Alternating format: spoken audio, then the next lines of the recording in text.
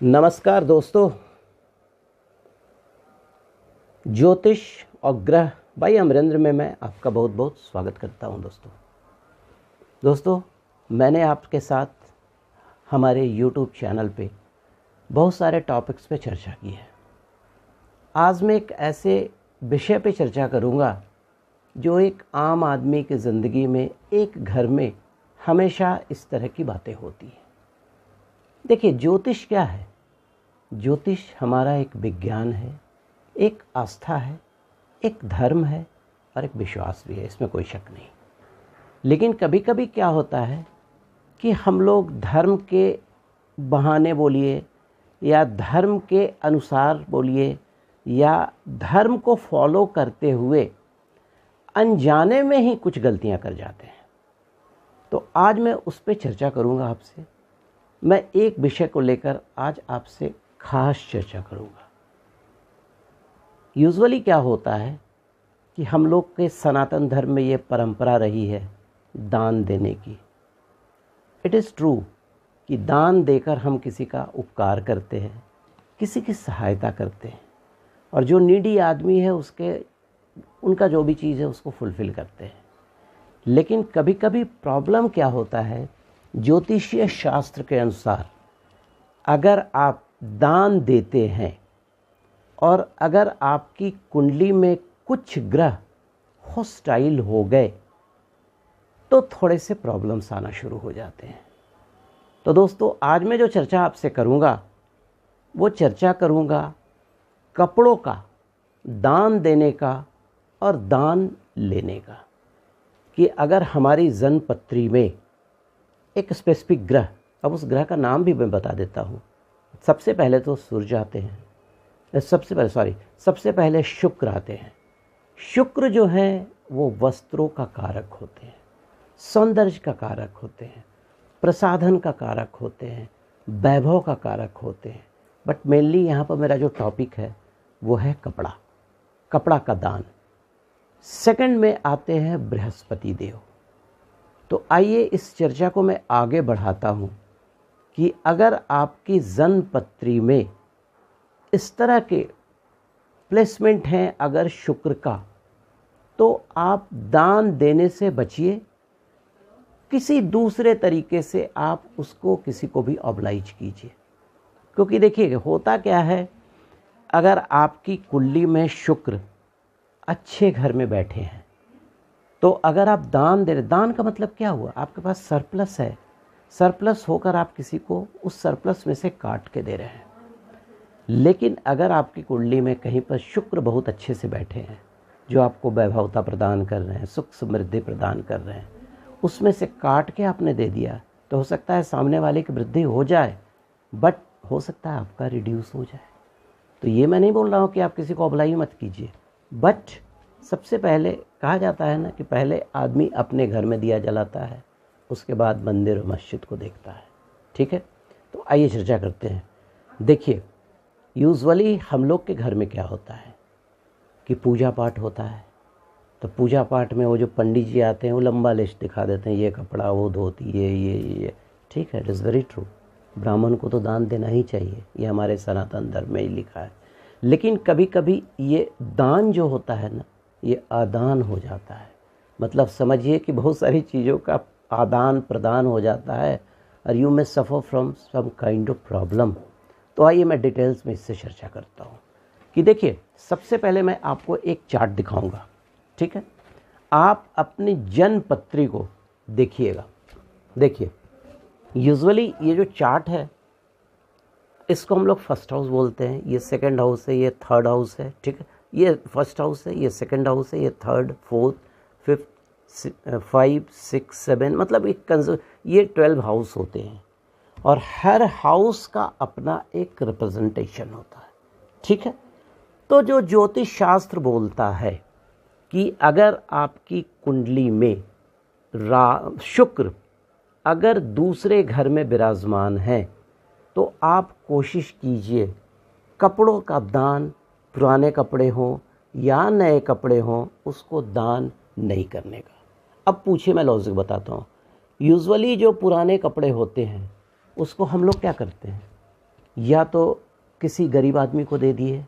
गरीब आदमी क्या होता है? शनि होता है। सफाई कर्मी को दे दिए। सफाई कर्मी क्या होता है? राहु होता है। तो आपने यहाँ क्या कर दिया? शुक्र की चीज़ें राहु को दे दी। और शुक्र और राहु का जब मेल होता है ना, तो ये बड़ा ख़राब होता है। आपका चंद्रमा गड़बड़ा जाता है, आपका मंगल गड़बड़ा जाता है। अगर आपकी कुंडली में चंद्रमा और मंगल अगर कारक ग्रह हैं, आपको सपोर्ट कर रहे हैं लाइफ में, तो देयर में भी प्रॉब्लम। दूसरा, ये जो दूसरा घर होता है ना, ये कुटुंब के सुख का होता है, वार्या सुख का होता है।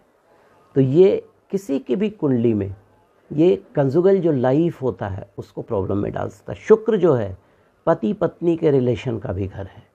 तो थोड़ी सी सावधानी बरतें। मैं इसके बारे में बताऊंगा कि इसका ऑप्शन क्या हो सकता है। उसके अलावा आप थोड़ा आगे बढ़ते हैं तो ये देखिए, ये छठा घर है, ठीक है।